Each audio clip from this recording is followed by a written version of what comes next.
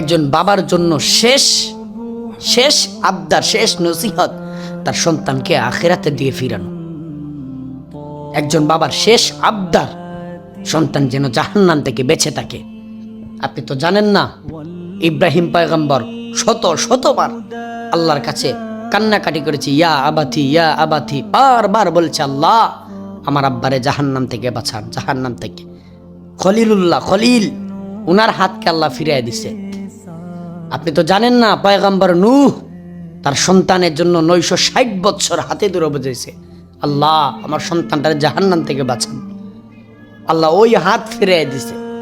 আপনি তো চিন্তা অনুভব করেন না, মুহাম্মদুর রাসূলুল্লাহ সাল্লাল্লাহু আলাইহি সাল্লাম উনার চাচাকে মৃত্যুর পরে পর্যন্ত আল্লাহর কাছে হাত পাতছে, আল্লাহ আমার চাচা বুঝে নাই রে মাওলা, আমার চাচারা জাহান্নামে দিয়েন না আল্লাহ।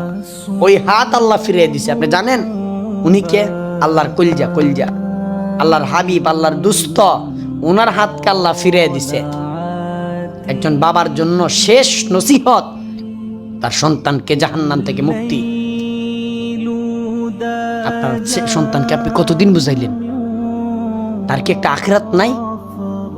এ বেটা বলেন না আপনারা, তার কি একটা ভবিষ্যৎ নাই? একজন সন্তানের জন্য তার বাবাকে জাহান্নাম থেকে রক্ষা করা, একজন বাবার জন্য সন্তানকে জাহান্নাম থেকে রক্ষা করা মুমিনের জন্য একটা সফলতা, একটা সার্থকতা।